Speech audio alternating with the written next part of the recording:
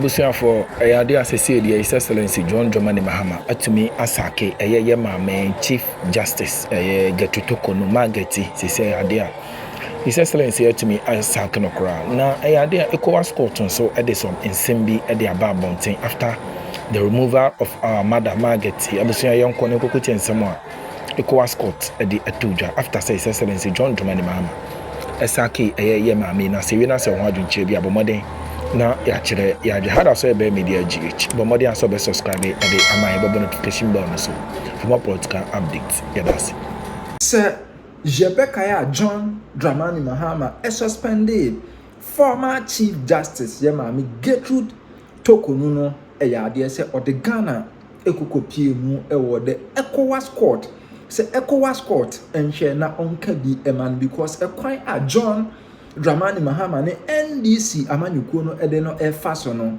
nani enye ho na ebekaya okokopie mu ewo ECOWAS court no ECOWAS court etimi ema Ghana 30 days se Ghana emfali ni defense emfamra about asem Chief Justice Yemami Gertrude Torkonoo former Chief Justice ede ababet won anim no 30 days no ason ya de se Ghana lawyer penny yewra Dr. Dominic Ayene ankwa ankopie mu ewo ECOWAS court ono nso a wantwere krata bi amfa nkomo mo se weni ntimi emma ntimuntu emfa enhye eda foforo wantimi ankwa ankoka bibia saa na Jebekaya ye maame Gertrude Torkonoo ekokopie mu ewo court no eyade se enioma bebre na oka nwasem se ECOWAS court enhye na won emfamu akwanmu na enra na lawyer for esan etwere krata edikokopie mu ECOWAS court se Ghana enye won adwen se won ebeba be defend won ho dia ene court no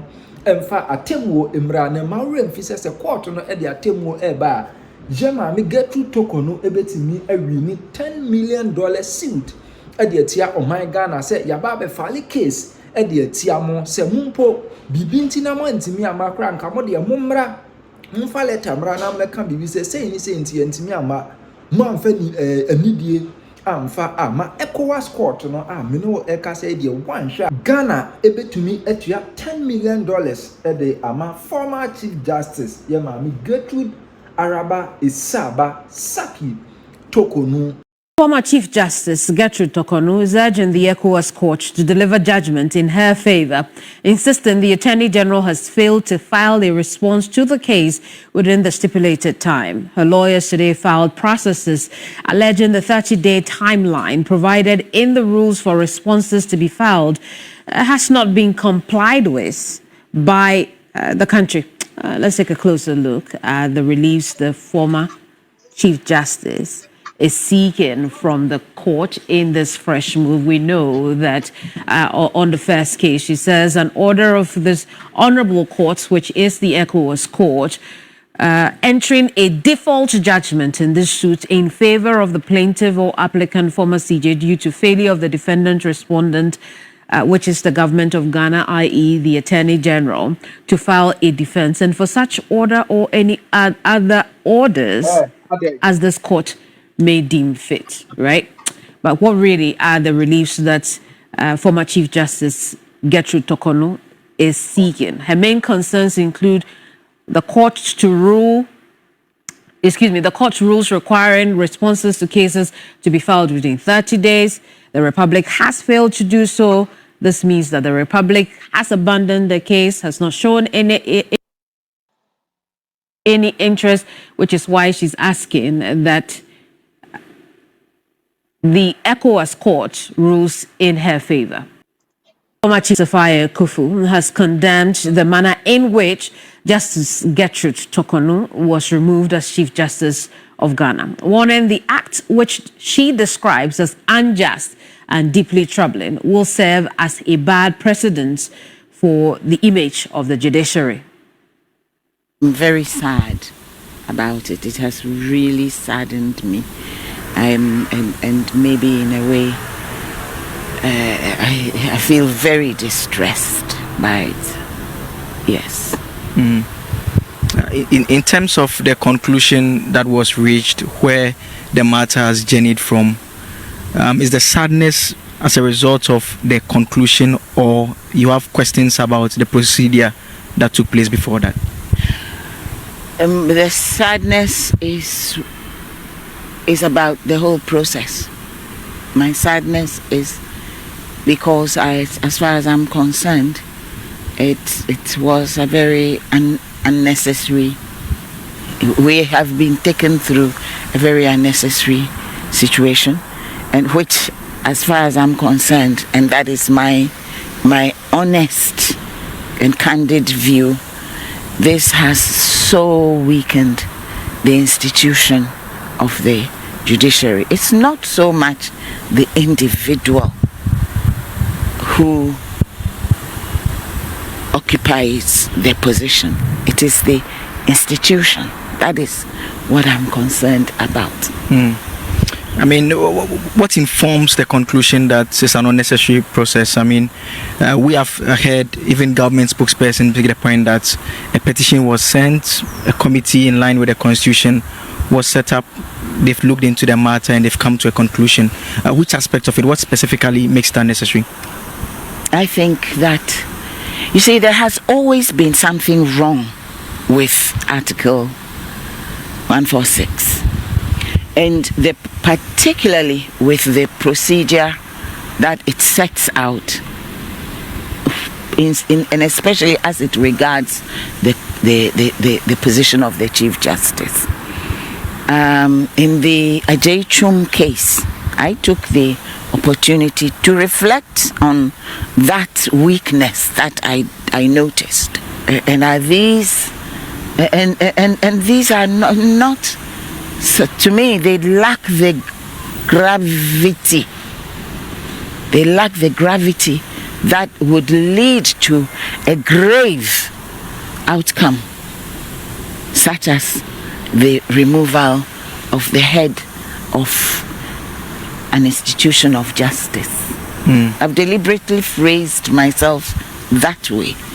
It trivializes the position, and I wonder what this is going to lead to further on along the line, because every judge is fair game and every Chief Justice is also fair game.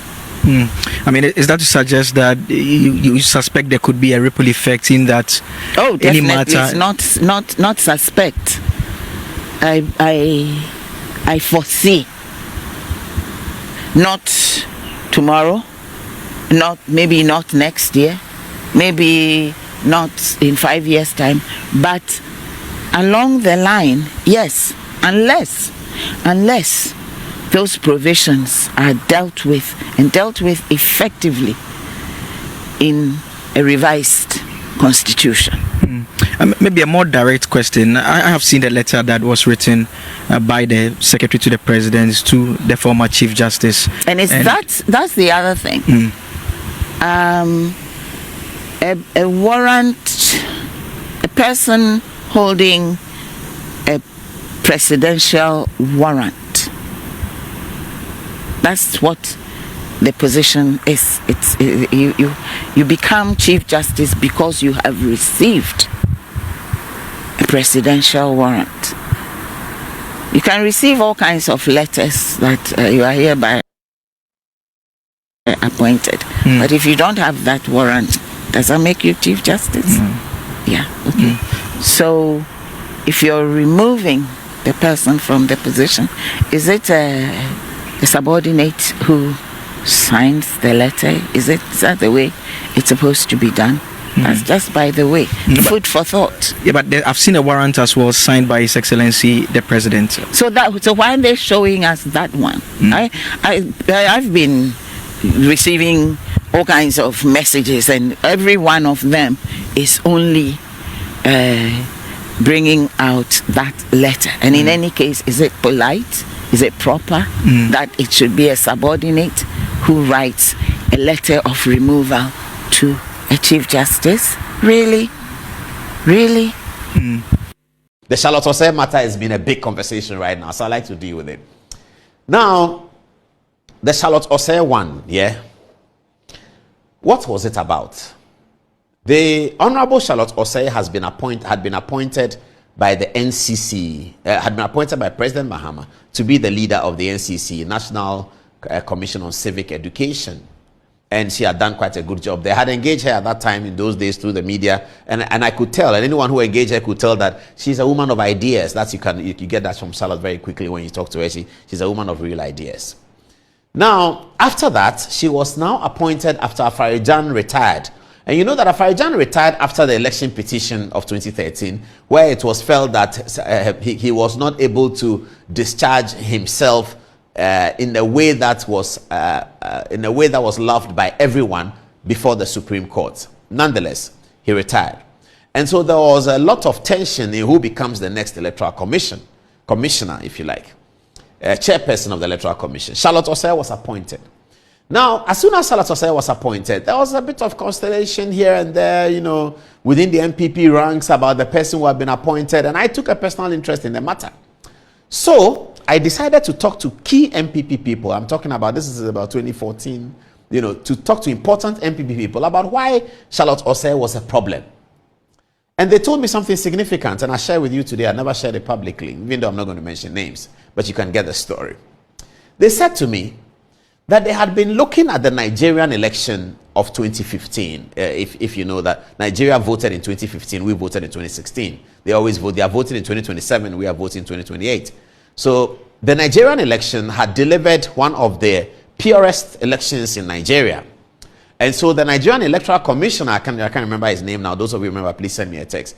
Professor something. He had become very famous, and he had been to Ghana many times. He had become very famous for delivering in Nigeria, where they thought elections were never free and fair, what looked like a stunning election that brought Muhammadu Buhari to power. The election had occasioned the defeat of Goodluck Jonathan, the incumbent president, who was very close to President John Dramani Mahama because their circumstances